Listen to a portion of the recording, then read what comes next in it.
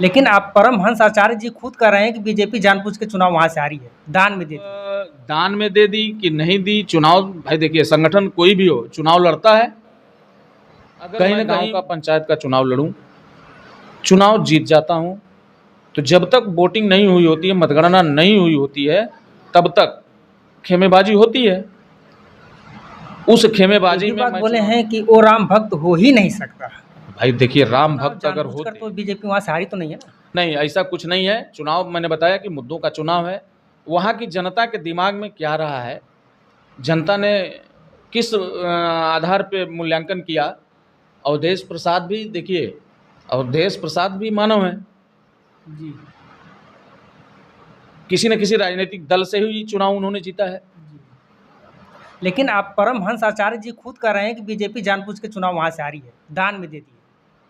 अब दान में दे दी कि नहीं दी, चुनाव भाई देखिए, संगठन कोई भी हो चुनाव लड़ता है।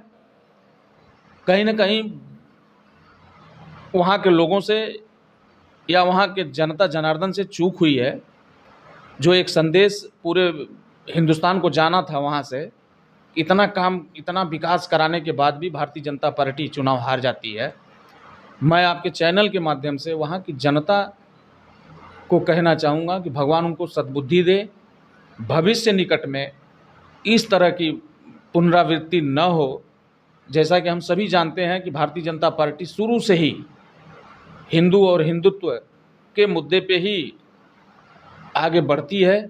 जिस तरीके से आज पूरे विश्व में और पूरे हिंदुस्तान में हिंदू और हिंदुत्व की बात हो रही है, एक माहौल सनातन धर्म के प्रति लोगों का जागरूक होना, सनातन प्रति के लोगों को समाज में चर्चा परिचर्चा करते हुए हम सब देख रहे हैं। कहीं ना कहीं एक ये जो सोच है लोगों की अपने धर्म के प्रति, यह होनी चाहिए।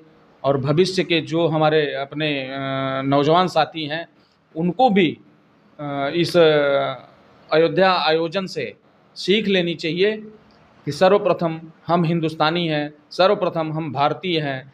हम किसी भी दल में रह सकते हैं, हम किसी भी संगठन में काम कर सकते हैं, लेकिन सर्वप्रथम अपना देश, अपना धर्म, यह सुरक्षित रहेगा, तभी हम किसी राजनीतिक दल में काम करने के योग्य रहेंगे। अंतिम सवाल हमारा आपसे रहेगा कि इसका मतलब परमहंस आचार्य जी का जो बयान है कि बीजेपी जानबूझ के हारी है, उनका बयान ही गलत है? नहीं, गलत नहीं है, मैं गलत नहीं कह सकता।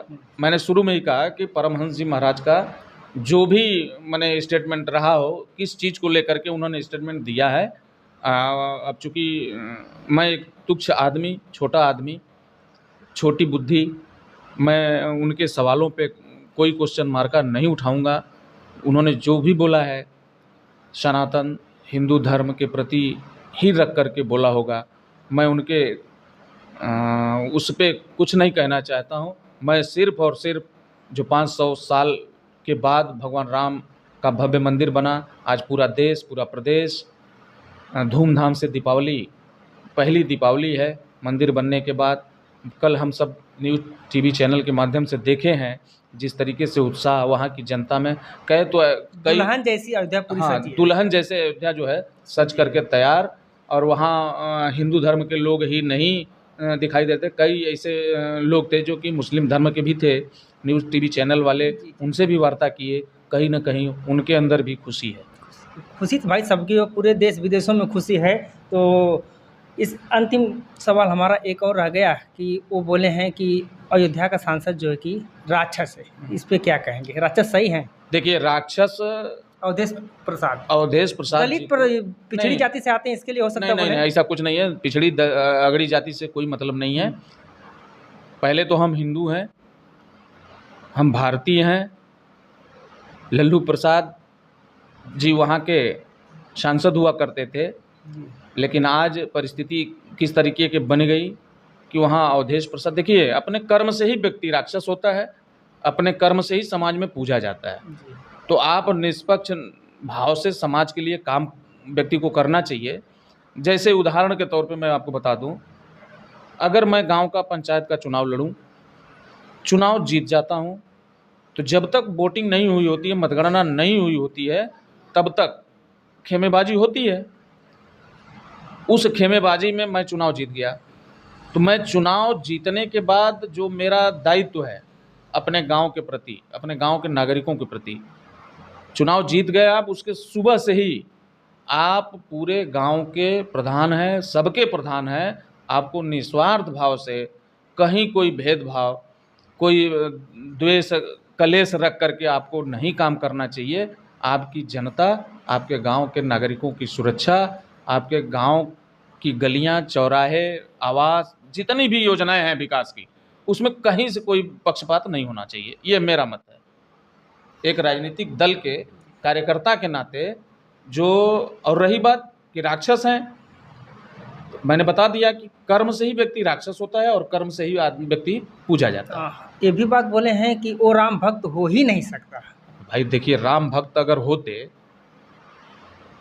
भगवान राम का भव्य मंदिर बना, बहुत बड़ा आयोजन हुआ, विश्व स्तर का आयोजन हुआ दीपावली के अवसर पे। आप वहाँ के सांसद हैं,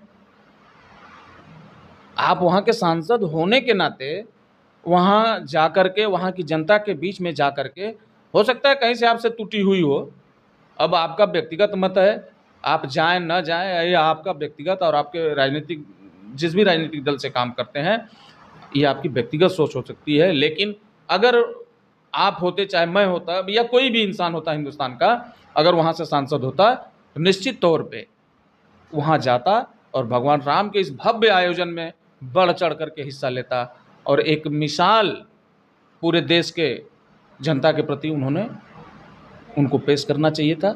लेकिन भाई व्यक्तिगत सोच है उनकी, और कर्म से ही, मैंने बताया ना, कर्म से ही व्यक्ति राक्षस होता है, कर्म से ही व्यक्ति पूजा जाता है। तो साथियों, ये हमारी बात हो रही थी गाजीपुर के मंडल अध्यक्ष जी प्रवीण त्रिपाठी जी से। कैसा लगा कमेंट में अपनी अपनी प्रतिक्रिया दें। तब तक के लिए